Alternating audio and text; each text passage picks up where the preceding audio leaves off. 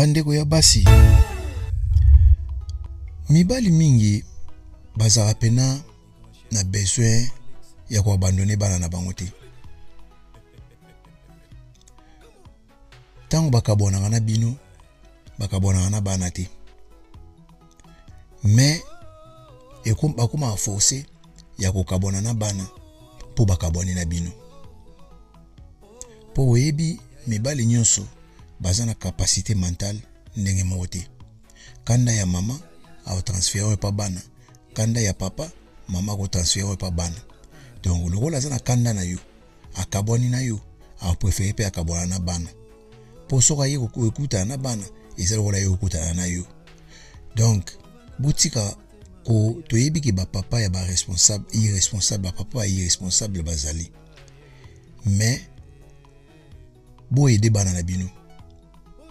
Tant bo bandai bino moko. Mettez tant déjà bo boti eza susu kaka bino te. E komi na bana na bino. Bana ebele baza ba victime ya ba séparation ya ba parents na bango. Omona mama ko mukanga bana ba mona papa te. Ou omona papa kanda ya mama a transférer pa bana. Moya ki tala su bana ezati. Siko question na ngezala siko ke tango bosala ka ndenge wana eza po ke no bana relation mususu to eza po tikala ndenge wana po mwasi azaka mwasi mobali azaka mobali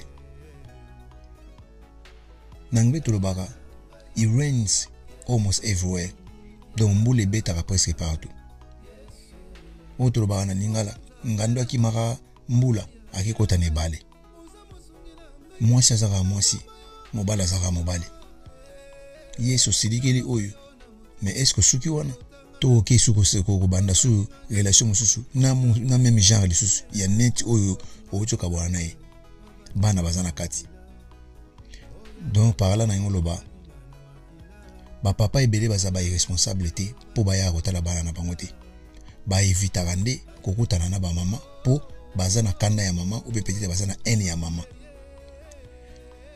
Papa mama ebele balingaka kopesa ba papa bana te po peut-être papa aza danger et pas ya bana wana ou bien aza danger na environnement ya bana wana.